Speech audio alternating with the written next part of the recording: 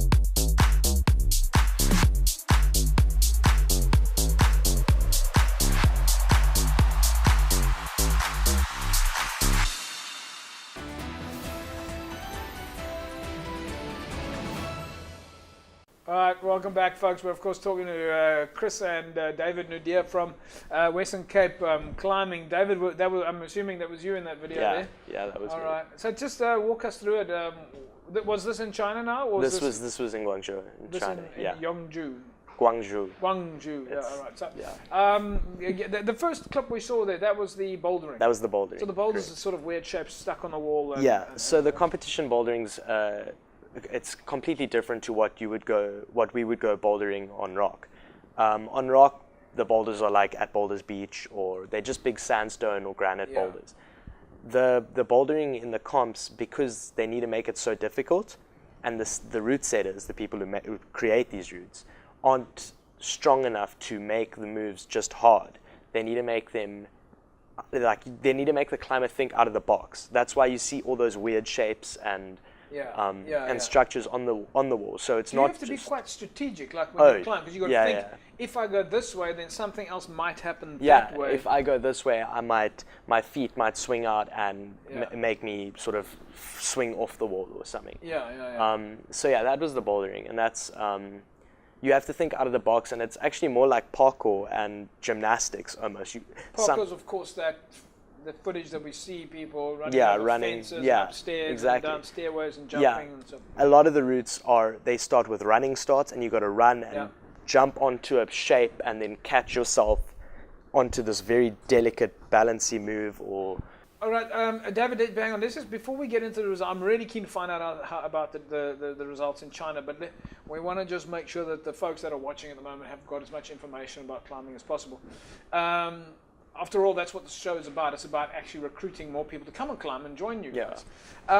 When you're not actually climbing up the wall, and Chris was talking about it earlier on, that you guys do get up the mountain and you climb there. You obviously climb there for. Tell us a little bit more about the kind of the physical attributes that you need for it. Core strength is a major component, especially in the competition scene with these crazy climbs. You definitely need a strong core to keep your feet on the wall or keep yourself balanced when you don't have any handholds. So do you do any supplementary exercise to do that? Like, I mean, do you plank all night? Or? Yeah, I have sort of before the build-up for a competition, I'll have like once or twice a week, I'll have a training session with like a friend of mine or whatever, and we'll go and we'll hang on like a door frame or a fingerboard, which is it's basically a board that has different depth of holds that you can hold on, and we'll hang on those to make your fingers strong, and we'll do core exercises. And all right, so you're one of these guys that can take the lid off a peanut bottle quite a jar quite easily. Chris, let's go back to you. How do we encourage more kids? I'm going to come to David, but we've got another couple of photographs here. How do we get more kids into climbing? And at what age do you want to get kids into climbing? Let's start with the second question first and say the younger the better. We have there's some well-known YouTube clips of babies that look like they can hardly walk actually getting up a wall. That's maybe a little too young, but certainly by the time they're 6 years old, most kids want to climb anyway. And actually it's the parents who say, don't go up there, it's dangerous, you might fall, and we put the fear into them. So my first thing would be to say, don't stop them from climbing, just let them climb. Let them climb, it has huge physiological benefits, as we were talking about now in terms of the strength, but it also has neurological benefits and what have you from crossing your midline and major and minor motor control and so forth. Absolutely. And planning your route, as you were saying, it's quite strategic. So the idea of thinking about how your body is going to be sitting, where your feet must be, and all of those things are key to getting up a wall efficiently. So it's quite psychological then. I mean, you've got to really have your mind sorted out. I mean, this is one of those sports that everybody also thinks, hang on, I could fall off the mountain. Absolutely, and certainly, I mean, I climb, and when I get into a situation like that, even having done it many times, I still get that little bit of fear in your stomach that says, what if I fall now? And when you think about it carefully, you think, well, if I fall, it doesn't really matter because I'm going to get caught and it's fine. But you've got to work through that. I must be honest with you, I've always thought to myself, when you're up on a rock face and you're 5,000 feet up, and people say to you, don't look down. Well, I don't get that. I can understand if you're 4 meters above the ground and people say, just don't look down. But when you're about 10,000 feet up in the air, they say, don't look down. What's it going to do? How's that going to help you? All right. Let's leave it at that. We've got a couple of photographs here. Let's take a look. Dave, I want you to talk me through these pictures here. And Chris, you can also jump in anytime. We've got a picture here of what looks like, I don't know, something out of Star Wars. A bunch of vampires hanging on the walls there. What do we got here? So that was a day we just went to a small climbing gym in Guangzhou. So all of these pictures are all of these pictures we're looking at now are from China, from the trip. From the China trip now. Okay, fantastic. Let's go back to that. So there we go. So that's just our whole team. We just had a team photo, and it's our whole team. I think that was the day before we went into our semi-final bouldering. It's an incredible picture there. Yeah. Of of how the walls are made in 3D almost. Yeah, it's yeah, not yeah. just a straight wall up. Oh, It no, comes out at absolutely. angles and everything. So anyway, let's take a look at the next picture here. So we've got one of your rock Abby, climb. yeah. Give us the names. Who's That's Abigail Strange from Western Cape? Or? from Gauteng. Okay, so yeah. one of the Gauteng athletes climbing there, and then we've got That's Camilla. She's Also. also from Gauteng. Gauteng. So Gauteng seem to be quite popular here. They're very strong. That's me. Oh, there's David. David. There you go. Yeah. No, I'm just looking at that picture there on the left, at your left foot. It says start. Is that start of where it starts, or what's that all about? Yeah, so that's if you see the little yellow pieces of tape. Yeah. Those show you how many body parts need to be on the wall when you start. Okay. So if there's one slash of tape on that pink triangle, it means you got to put one limb, Foot or hand At on least. that at least. All right, before you start. Yeah, and then two on that bottom. So there. So this isn't just climbing. You've got a whole set of instructions that you've got to go through. Yeah. All right. I don't know if that. I don't like that part of it. All right. Now there's two lovely ladies over here. Oh no, that's one lady. On the That's right-hand Camilla and Josh. side. Camilla and Josh. so- Also, is this the speed climbing wall? No, this is actually just this. They were it was a coincidence that they were climbing at the same time. All right. So it's they both doing the lead climbing. But okay, that wall is a lead. That's a climbing lead climbing wall. Okay. Yeah. All right. correct. Then we've got That's Ollie. He's also from Is Gauteng. that the bouldering wall? That's the bouldering wall. Bouldering wall. Ollie from Gauteng. So we've got some. Who's this? Yeah. Hannah. That's Hannah falling. Hannah Yeah, falling? Hannah falling. Literally falling, or is that a surname? No. Falling? She's literally falling. She's actually falling. She's got to the top, and it was as far as she can go. Yeah, okay, you can see all her right. hair. All right, so we've got some great pictures there. So Chris, it looks like the penetration is not only in the Western Cape, but actually goes. It's actually very big in Gauteng because they've got a lot of indoor climbing gyms. Yeah. So there's quite a few big gyms. I would imagine there, so, because there's not much they've else recently to do. had no, but that's exactly it. Yeah. In fact, it is part of the problem that we have in the Western Cape is that we in the climbing circles we say we lose them to the rock. Yeah. Because when people get good at climbing, then they head off into the mountains and instead of staying indoors and competing. Oh, that's what Cape Town is all about. But that is what Cape Town's about, and it's a very healthy exercise and a very healthy, 100%. very incredibly healthy sport to. If everybody partake was in. out there walking on the beach and climbing the mountain and going for a jog, then sport wouldn't have such wouldn't need have such an urgency to have more people doing sports. And one of the really nice things about climbing is that the parents can tag along with kids who are climbing, and they don't have to actually climb Well, themselves. maybe nice for the parents. I know there's a couple of kids out there saying, "Dad, go." Well, on." yeah. But anyway, we've got another little video clip here of David on his road to the semi-final. Let's take a look at this.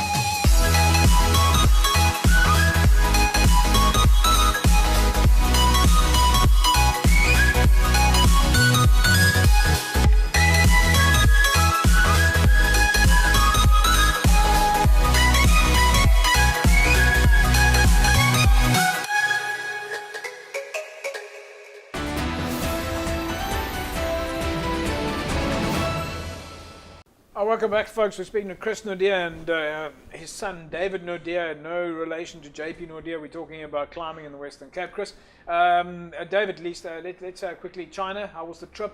How did you do? It was incredible. I'm so grateful for the opportunity.